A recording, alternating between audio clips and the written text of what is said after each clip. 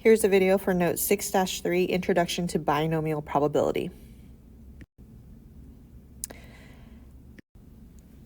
So binomial probability, we're first going to talk about properties of what's considered a binomial setting. So first thing, there are only two outcomes for each observation or trial. We can define something as being a success or a failure. We're going to look at some examples in a minute. The observations or trials are all independent. So when we're talking about looking at a group of people, we can assume independence when our population is large enough. In terms of independence, we can think about like rolling die or drawing cards with replacement. Number three, there has to be a fixed number of observations or trials. When you're looking at a binomial setting, you're looking at a fixed number. And then lastly, the probability of success is the same for each observation or trial. So you can use binomial probability for something like calculating the probability of getting exactly a certain amount of heads when flipping a coin 10 times. So that would be considered binomial because there's two outcomes for each observation. You can define getting heads as a success, getting tails as a failure. The trials and observations are independent, meaning the probability of flipping a heads is the same for every single coin flip. On the first flip, it's 0.5. On the second flip, it's 0.5, et cetera, et cetera. There's a fixed number of trials or observations. Since we're saying we're only flipping the coin 10 times, that would satisfy that condition. And lastly, the probability of success is the same for each observation or trial. So if we're defining a success as getting heads, that probability is the same every single time. So number 4 and number 2 are kind of related. If they're independent, the probability of success should be the same. All right, so let's take a look at a couple examples to determine if a setting is considered binomial or not. So the first one says, genetics says that children receive genes from each of their parents independently. So I'm just going to highlight some important things. Each child of a particular set of parents has a probability of 0.25 of having type O blood. Suppose these parents have 5 children. Let X be the number of children with type O blood. So let's just go through the 4 different conditions. So starting with the first one, binomial, can we define a success or failure? So since we're counting the number of children with type O blood, that would be considered binomial. There's 2 different outcomes. Success we would define as having type O blood, and a failure would be not having type O blood. So for number 1, we're going to define success, having type O. And a failure would be not type O. Okay, the second condition is that it is independent. Well, in this problem, it states the independence. So we're just going to say independence is stated.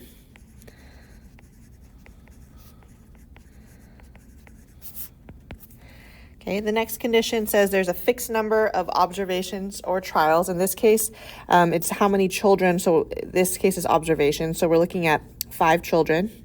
So we can say the number, our sample size is equal to 5 children. Okay, and lastly, the probability of success is the same for each trial. So that's condition number 4. So the probability, we're defining success as having type O. So the probability of type O in this problem says is 0.25, and that's the same for each child. So since these 4 conditions are met, we would say that yes, this is considered a binomial setting.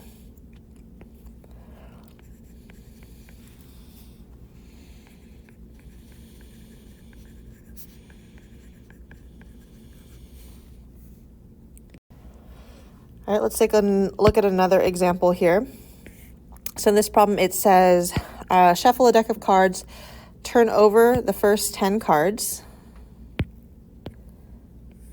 one at a time. Let Y be the number of aces you observe. All right, so going through the 4 conditions, so starting with number 1, that there's a success or a failure. Well, since we're counting the number of aces, we can define that as being a success, would be pulling an ace, and a failure would be not an ace.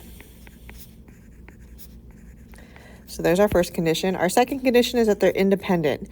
Well, in this problem, it says we're turning over the first 10 cards. So we have 1, 2, 3, 4, et cetera, 10 times. However, since we're not replacing the card, this is considered without replacement. So this is considered not independent.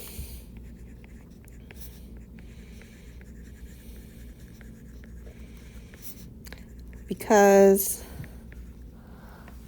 we're not replacing the card.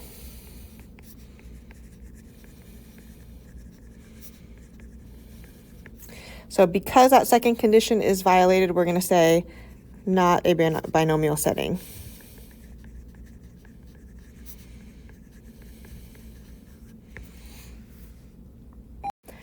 All right, so here's the third example. It says shuffle a deck of cards, turn over the top card, put the card back in the deck, shuffle again, repeat this process until you get an ace, and let W be the number of cards required. Okay, so in this problem, we're going to go through the conditions again. Number one, this is kind of the same situation. We're counting the number of aces, right? An ace would be defined as a success. Failure would be not an ace. The independent condition is that each child is independent. Well, in this case, we're sampling with replacement. So yes, independent.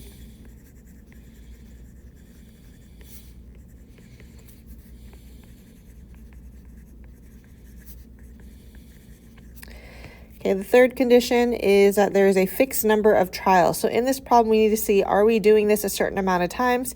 Well, in this problem, it says that we're repeating the process until we get an ace. So it's not a fixed number of trials. So because it's not a fixed number of trials, we're going to say this is not a binomial setting.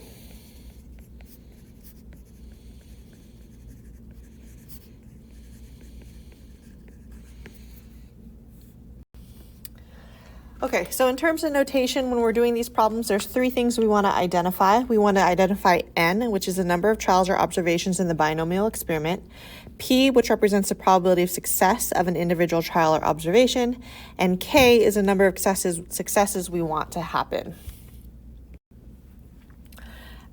So looking at this multiple choice example, it says, for which of the following counts would a binomial probability model be reasonable? So the number of traffic tickets written by each police officer in a large city during 1 month. So going through the conditions here, number one, a success and a failure. So either they write a ticket or they don't write a ticket.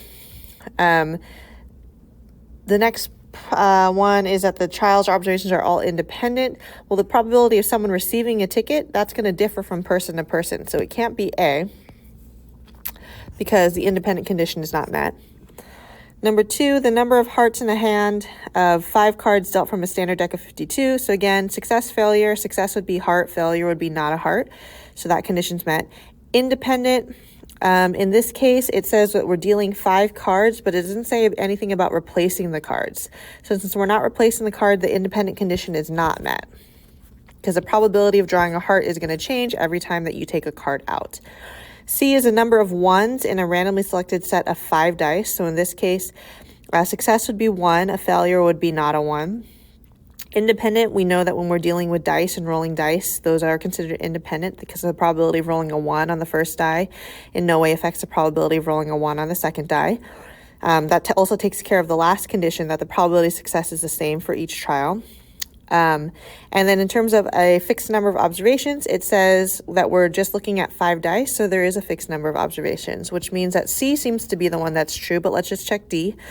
The number of phone calls received in a 1-hour period. So again, this is one of those things, I know right away that's not a fixed number, because we can receive anywhere between 1 phone call and a bunch of phone calls in a 1-hour period, so that definitely can't work as well. So in this case, C is a 1, what can be considered a binomial probability model. All right, so now let's look at an example of binomial probability. It refers to the probability that a binomial experiment results in exactly k successes. So for example, what is the probability of getting exactly 2 heads when flipping a coin 5 times?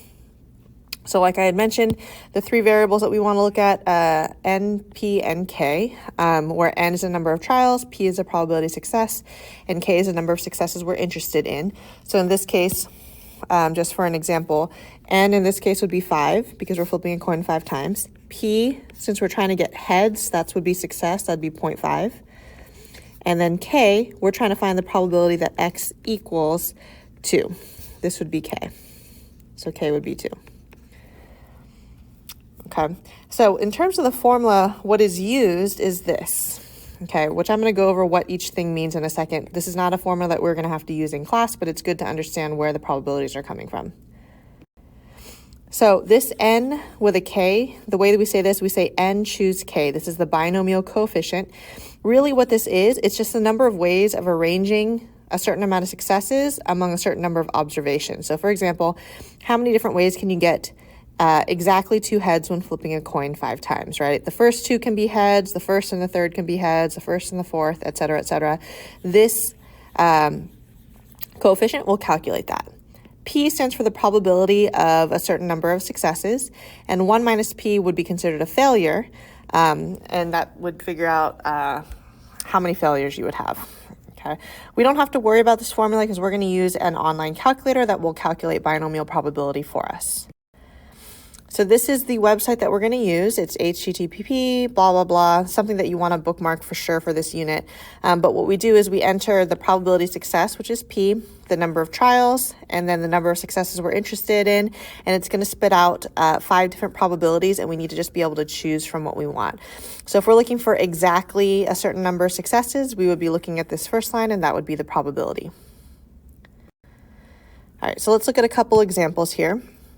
So number 1 says, what is the probability of getting 3 heads from 5 tosses of a coin? Okay, so this is what we're trying to find, the probability that we're getting exactly 3 heads. Okay, so we're going to define n. That's the number of trials we're doing. That's going to be 5. That's usually the largest number. P is a probability of success. Well, we want heads, and the probability of getting heads is 0.5. And then K is whatever it is once we write it as either an equality or inequality. So K in this case is going to be 3. So what we're going to do is we're going to enter this information in the calculator, the online calculator, and see what we get. All right, so here is the website. So we're going to enter the probability of success, in this case was 0.5. The number of trials, we're flipping a coin 5 times, and the number of successes, we're looking for exactly 3. So once we have that information, we go ahead and hit calculate. And the probability that we're going to use is this one up here. So 0.3125 would be that probability. So we would say the probability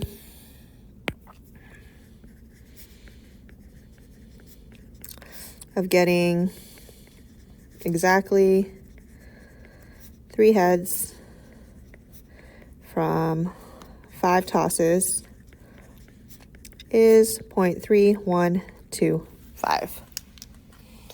All right, the next problem, it says, what is the probability of getting exactly 4 hearts when choosing 10 cards from a standard deck of cards with replacement? So that with replacement is important since that tells us that it's independent. So we're trying to find exactly 4, so x equals 4.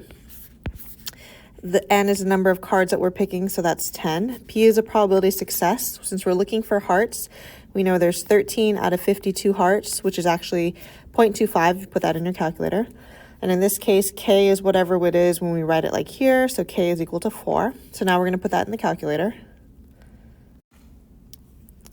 All right, so here's our calculator. So I'm going to put in 0.25.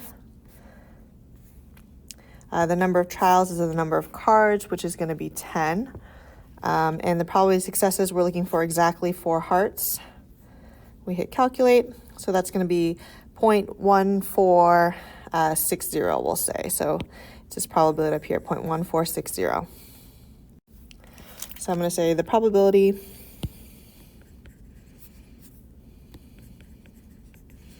of getting exactly 4 hearts when choosing 10 cards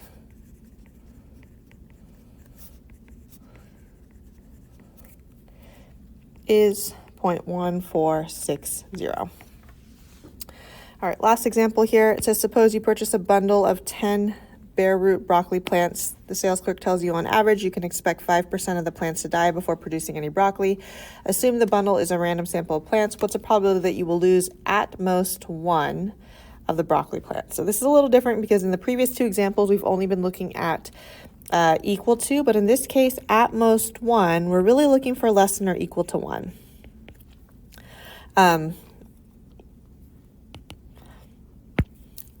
we still have a fixed number of trials or observations, so we're looking at 10 plants, and the probability of success, in this case, we're counting how many we're going to lose, and it tells us that we lose 5%. So the probability would be 0.05. In this case, K is going to be equal to 1. So let's put that in our calculator.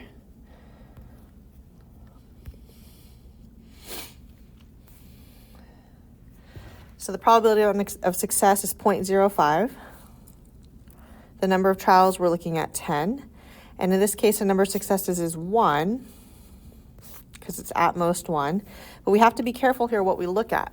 We're not looking at the equal to, because we're not trying to find the probability of exactly 1. We're trying to find the probability of at most 1, which is less than or equal to. So that probability is going to be 0.9139, 0.9139.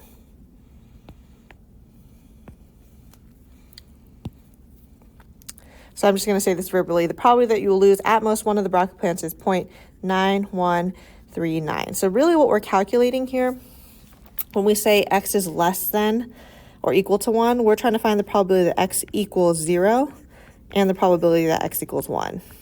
So that's really what our calculator is doing, but we can calculate this, which is considered a cumulative probability distribution, which we'll talk more about on Monday. So this probability would be 0.9139. All right, so let's just take a quick look at these two examples. One's a little easier, one's a little harder. So on the first one, we're trying to find the probability that x equals 2, since that says exactly 2. And in this case, we're looking at 5 children. P is a probability of success. We're counting the number that have type O blood. So it's going to be 0.25. So K is going to be 2 in this case.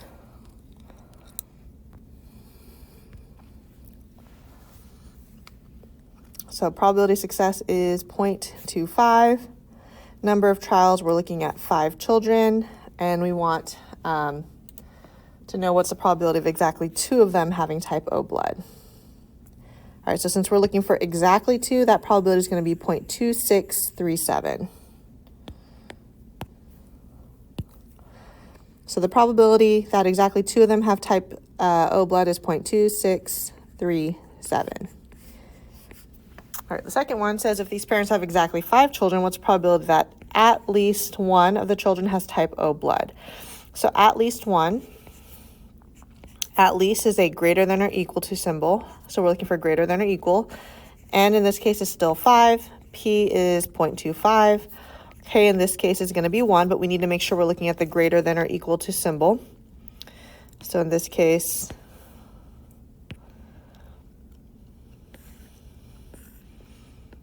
so probability of success, again, is 0.25.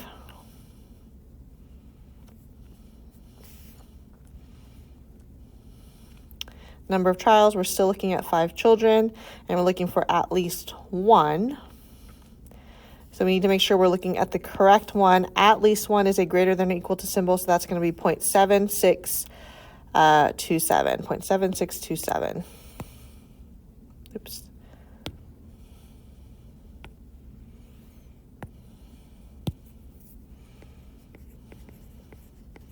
So the probability that at least one of the children has type O blood is 0.7627.